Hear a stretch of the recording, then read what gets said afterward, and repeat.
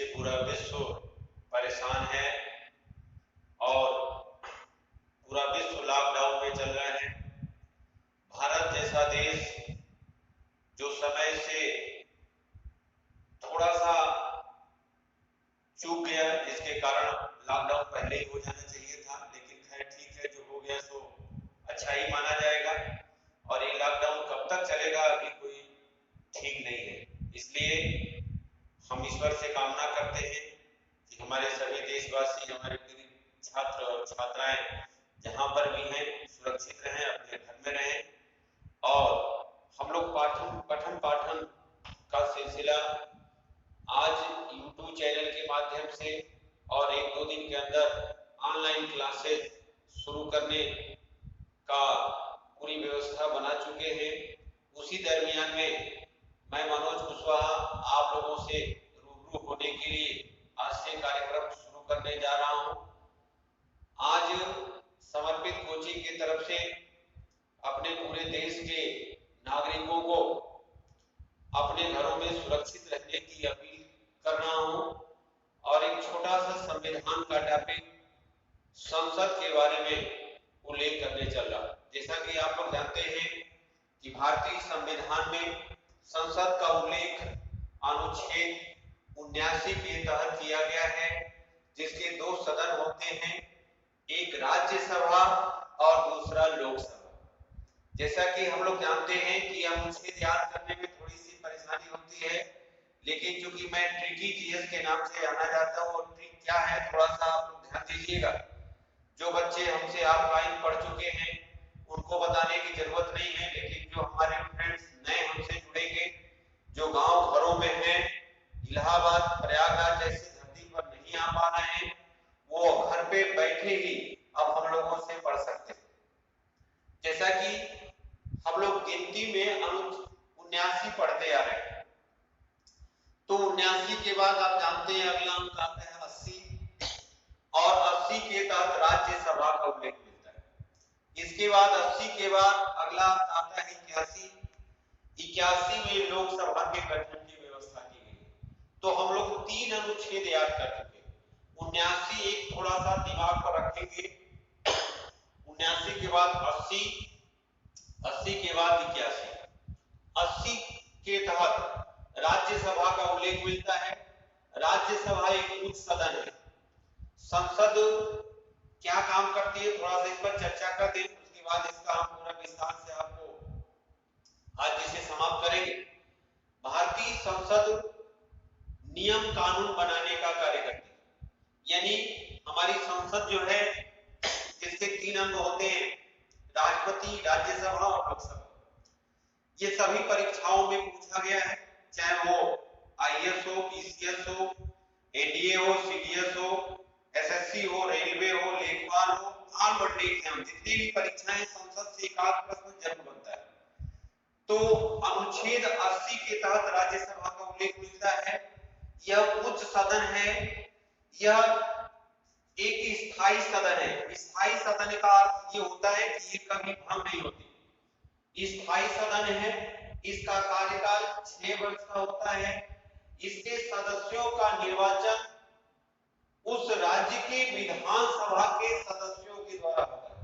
अर्थात राज्यसभा के सदस्यों का जो निर्वाचन होता है वो राज्य में जो विधानसभा सदस्य चुन के जाते हैं उनके द्वारा होता है। तो एक तरह से प्रश्न बनता है कि राज्यसभा के सदस्यों का निर्वाचन होता है, पहला विकल्प देगा प्रत्यक्ष, दूसरा विकल्प देगा अप्रत्यक्ष, तीसरा देगा मनोनीत, चौथा देगा इनमें से कोई नहीं। तो यदि निर्वाचन की बात आती है तो अप्रत्यक्ष रूप से, अर्थात ये अप्रत्यक्ष रूप से चुने जाते हैं। अप्रत्यक्ष रूप का मतलब ये होता है जिसमें आम जनता मतदान न करे। जो व्यस्त मताधिकार है, जैसे हम लोग प्रधान जी लोगों को चुनते हैं, तो प्रधान जी का चुनाव जो होता है गांव में वो प्रत्यक्ष होता है, जिसमें गांव की आम जनता निर्वाचन भाग लेती है। लेकिन जो राज्यसभा के सदस्य चुने जाते हैं वो अप्रत्यक्ष चुने जाते हैं राज्यों के विधानसभा के निर्वाचित सदस्यों के द्वारा। इसलिए जिन राज्यों में विधानसभाएं हैं वहां से विधानसभा के सदस्यों के द्वारा राज्यसभा के सदस्यों का निर्वाचन होता है। जैसा कि हम लोग जानते हैं कि वर्तमान में केंद्र शासित प्रदेशों की संख्या पहले जो 7 थी अब 9 हो गई। यानी 7 केंद्र शासित प्रदेश में, पहले की बात मैं कर रहा हूं कि 7 केंद्र शासित प्रदेश में 2 केंद्र शासित प्रदेशों में विधानसभा का गठन किया गया, एक दिल्ली, दूसरा पांडिचेरी। इसलिए दिल्ली और पांडिचेरी से भी राज्यसभा के सदस्य निर्वाचित होते हैं। लेकिन वर्तमान में जो पहले जम्मू कश्मीर एक राज्य था, जिसे अब 2 संघ शासित प्रदेशों में डिवाइड कर दिया गया है, बांट दिया गया है। एक तो खुद जम्मू कश्मीर और दूसरा लद्दाख। लेकिन यहाँ पर अभी विधानसभा का गठन नहीं है, वहां पे मुख्यमंत्री नहीं होगा। अभी इसकी प्रक्रिया स्पष्ट नहीं है। इसलिए वर्तमान में कुल सदस्यों की संख्या यदि देखा जाए तो 245 निर्वाचित होकर आ रहे हैं, जबकि कुल सदस्यों की संख्या राज्यसभा का 250 है।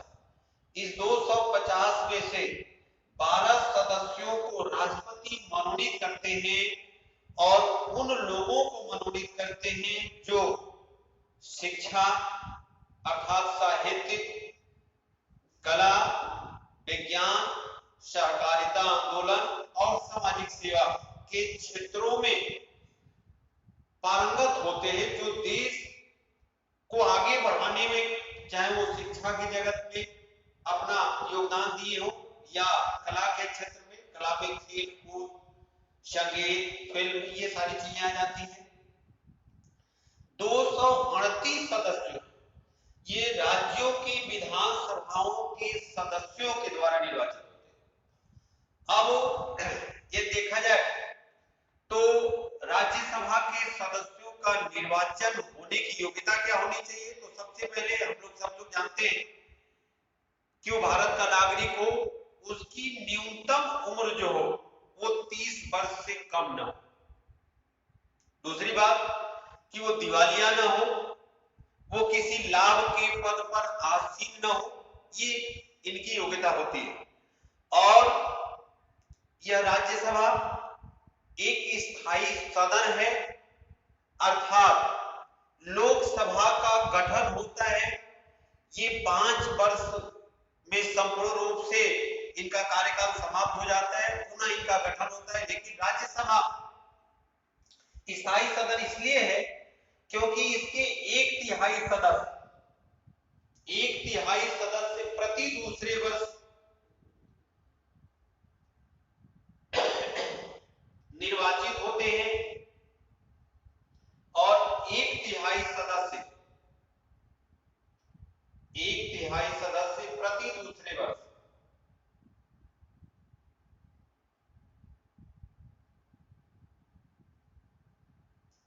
सेवानिवृत्त होते हैं।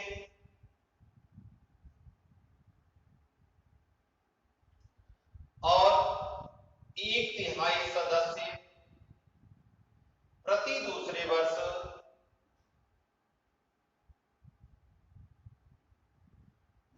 निर्वाचित होते हैं। इसलिए ये स्थायी सदन बना रहता है। यानी जितने लोग सेवानिवृत्त होते हैं, घर से निकलते हैं, उतने लोग पुनः उसी समय घर में आ जाते हैं, अर्थात उनका निर्वाचन हो जाता है। इस प्रकार ये स्थायी सदन है। लेकिन यदि बात करें लोकसभा का, तो लोकसभा एक अस्थायी सदन है, अर्थात ये 5 वर्षों के लिए गठित होता है और 5 वर्ष के बाद पुनः ये विघटित हो जाता है, पुनः इसका गठन किया जाता है। यदि बात करें राज्यसभा के पदाधिकारियों की, तो इसके 2 पदाधिकारी हैं। इसके 2 पदाधिकारी होते हैं। एक पदाधिकारी जो होते हैं उनको कहा जाता है राज्यसभा का सभापति, और दूसरे होते हैं उपसभापति।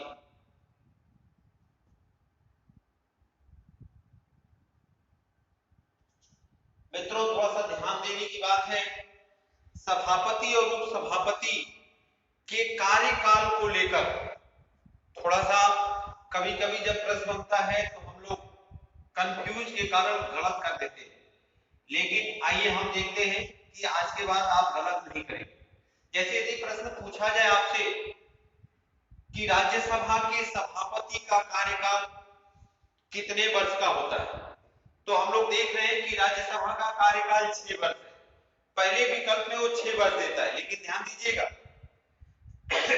राज्यसभा का जो सभापति होता है वो पदेन रूप से उपराष्ट्रपति होता है, और अनुच्छेद 64 कहता है कि उपराष्ट्रपति पदेन रूप से राज्यसभा का सभापति होगा। इसका मतलब उपराष्ट्रपति सभापति होता है राज्यसभा का, और ऐसा इसलिए होता है क्योंकि राज्यसभा का जो सभापति है उपराष्ट्रपति महोदय, उपराष्ट्रपति के रूप में उनका कोई संवैधानिक कर्तव्य नहीं होता।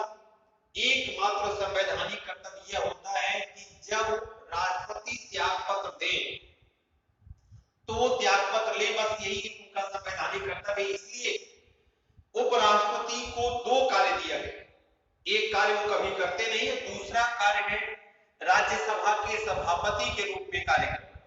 इसलिए अनुच्छेद 64 जो इन्हें पदेन रूप से सभापति बनाता है, तो थोड़ा सा समझने की बात है कि उपराष्ट्रपति का कार्यकाल यदि पूछा जाता है तो 5 वर्ष, और वही व्यक्ति पदेन रूप से राज्यसभा का सभापति बना है, तो इसका मतलब सभापति का भी कार्यकाल कितने वर्ष का होगा? 5 वर्ष का। अब दूसरा प्रश्न बनता है कि उप सभापति का कार्यकाल कितने वर्ष का होता है, तो ध्यान दिया जाए उप सभापति राज्यसभा का ही कोई सदस्य होता है जिसे बनाया जाता है उप सभापति, इसलिए उप सभापति का कार्यकाल 6 वर्ष का होगा। अब अगला प्रश्न बनता है कि सभापति अपना त्याग पत्र किसको देंगे और उप सभापति अपना त्याग पत्र किसको देंगे। तो प्रिय मित्रों थोड़ा सा इसको भी ध्यान में रखने की जरूरत है। यदि सभापति त्याग पत्र किसको देंगे ये प्रश्न आ जाए तो ध्यान दिया जाए, सभापति बोले तो उपराष्ट्रपति, और उपराष्ट्रपति अपना त्याग पत्र किसको देते हैं? आप सभी लोग जानते हैं कि उपराष्ट्रपति अपना त्याग पत्र राष्ट्रपति को देते हैं, इसलिए सभापति अपना त्याग पत्र किसको देंगे? तो विकल्प में यदि राष्ट्रपति है तो राष्ट्रपति ही सही होगा। अब दूसरा यदि प्रश्न बनता है कि उप सभापति अपना त्याग पत्र किसको देंगे, तो उप सभापति अपना त्याग पत्र सभापति को देते हैं, लेकिन सभापति चूंकि उपराष्ट्रपति होते हैं इसलिए उप सभापति अपना त्याग पत्र किसको देंगे? ये राष्ट्रपति को देंगे। ये थोड़ा सा कंफ्यूज यहां होता है इनके कार्यकाल को लेकर और इनके त्याग पत्र को लेकर। अब ध्यान दिया जाए सेम इसी तरह की चीजें लोकसभा पे भी हम लोग चर्चा करते हैं। तो जिस तरह से ये पदाधिकारी यहाँ पे सेम पदाधिकारी लोकसभा में होते हैं, लेकिन लोकसभा का एक अध्यक्ष होता है जिसे स्पीकर कहते हैं और एक उपाध्यक्ष होता है जिसे डिप्टी स्पीकर कहते हैं। अब ध्यान दिया थोड़ा सा लोकसभा पे चर्चा हम करने चल रहे हैं। लोकसभा का गठन अनुच्छेद 81 के तहत होता है, और जिस तरह से राज्यसभा एक उच्च सदन है उसी तरह से लोकसभा एक निम्न सदन होती है।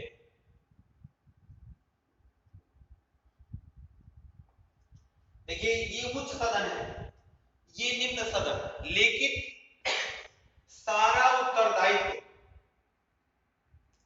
जितना लोकसभा का है उतना राज्यसभा का नहीं। राज्यसभा को केवल एक विशेष उत्तरदायित्व है और वो ये है कि अखिल भारतीय सेवाओं का सृजन करने का अधिकार केवल और केवल राज्यसभा को। राज्यसभा इसके लिए प्रस्ताव लाती है, पारित करती है, फिर लोकसभा जाता है, लोकसभा उसे अनुमोदित करता है, राष्ट्रपति का हस्ताक्षर होता है और अखिल भारतीय सेवाओं का सृजन हो जाता है। आइए लोकसभा की चर्चा करते हैं।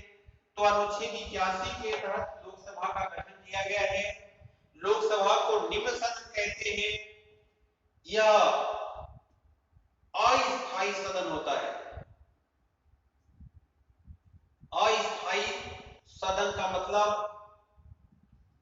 कि इसका कार्यकाल 5 वर्ष का होता है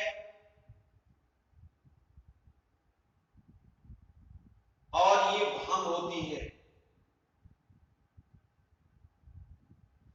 यानी कार्यकाल इसका 5 वर्ष का होगा। यहां पर हम लोग ने देखा स्थायी सदन है, लेकिन ये अस्थायी सदन है, ये भंग होती, ये भंग नहीं होती। अब ध्यान दिया जाए, यदि इनके कुल सदस्यों की संख्या की बात करें, यदि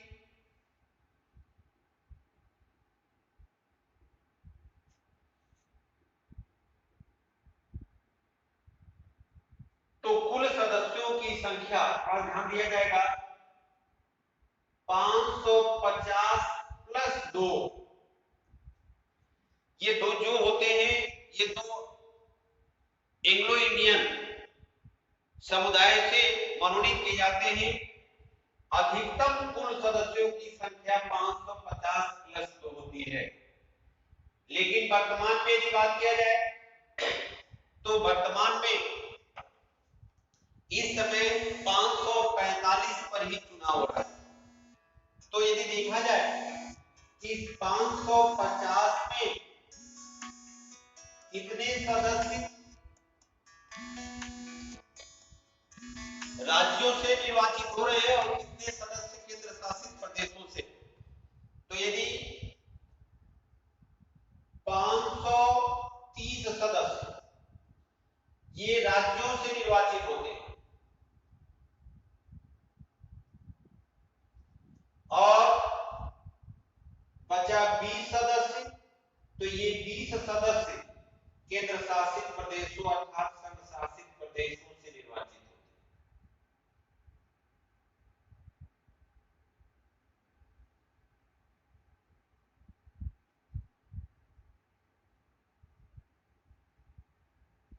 ये बीसीएस में अभी 2018 या 17 बीसीएस से पूछा था कि लोकसभा के सदस्य अधिकतम केंद्र शासित प्रदेशों से कितने निर्वाचित होते हैं, तो उसमें विकल्प में 20 था।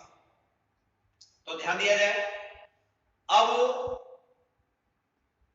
ये जो कुल सदस्यों की संख्या 550 प्लस 2 है, ये दो आंग्ल भारतीय समुदाय के रूप में राष्ट्रपति ने मनोनीत करता है और राष्ट्रपति तब मनोनीत करता है जब कोई व्यक्ति आंग्ल भारतीय समुदाय का है और यदि वो चुनाव जीत कर नहीं आया है तो उनके समुदाय के का प्रतिनिधित्व लोकसभा में होता रहे। इसीलिए दो आंग्ल भारतीय समुदाय के लोगों को राष्ट्रपति मनोनीत करता है।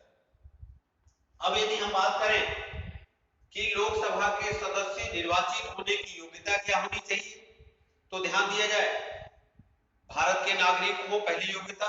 दूसरी योग्यता यह है कि इनकी न्यूनतम उम्र 25 वर्ष से कम न हो, यानी 25 वर्ष ही पूरा कर चुके हैं। लेकिन राज्यसभा की यदि बात किया जाए तो ये 30 वर्ष ही पूरा करनी चाहिए। तीसरी योग्यता कि लाभ के पद पर आसीन न हो। चौथी योग्यता ये दिवालिया न हो। तो इस प्रकार लोकसभा और राज्यसभा जो संसद के दो सदन हैं, अब यदि बात करें हम पदाधिकारियों की,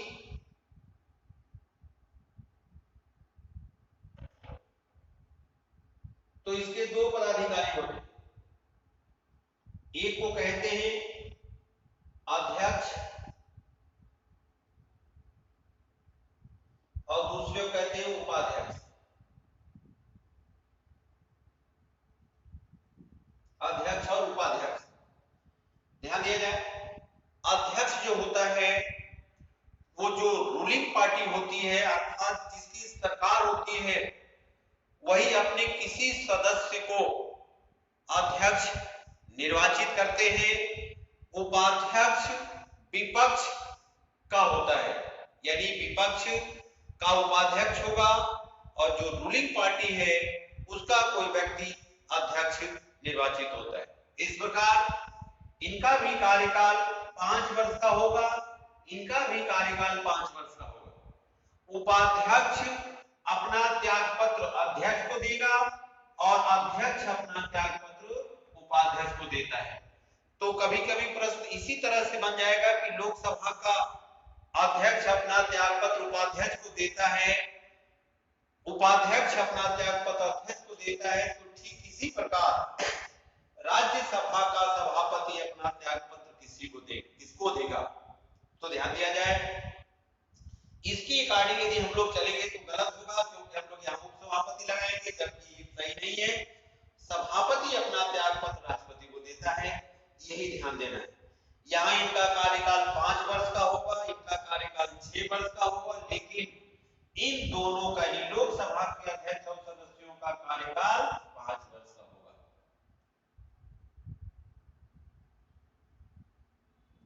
मित्रों, लोकसभा निम्न सदन के नाम से जानी जाती है। इसको पॉपुलर हाउस कहते हैं, लोकप्रिय सदन कहते हैं। जितने भी आपके विधेयक आते हैं, लगभग अधिकांश विधेयक आपके लोकसभा में आते हैं और लोकसभा के द्वारा ही कानून का निर्माण किया जाता है।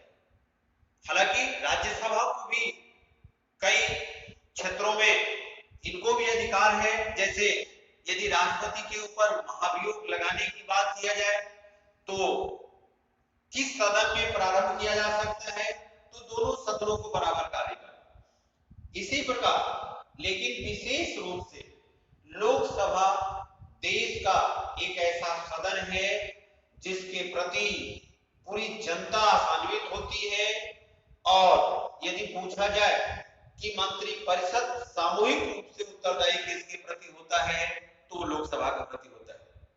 अविश्वास प्रस्ताव कभी भी आता है तो वो लोकसभा में आता है। क्यों? क्योंकि लोकसभा ये प्रतिनिधि सदन होता है, जनता का सदन होता है। प्रधानमंत्री अधिकांश अपना समय इस लोकसभा में व्यतीत करते हैं और लोकसभा के द्वारा ही हमारे देश में विधेयक को अधिनियम के रूप में पारित करके राज्यसभा को भेजा जाता है, राज्यसभा उसे पारित करती है, तो ये फिर विधेयक पहुंचता है राष्ट्रपति के पास, राष्ट्रपति हस्ताक्षर अपना कर देते हैं, तो वो कानून बन जाता है, अधिनियम बन जाता है। इस प्रकार लोकसभा और राज्यसभा ये संसद के 2 सदन हैं, लेकिन यदि संसद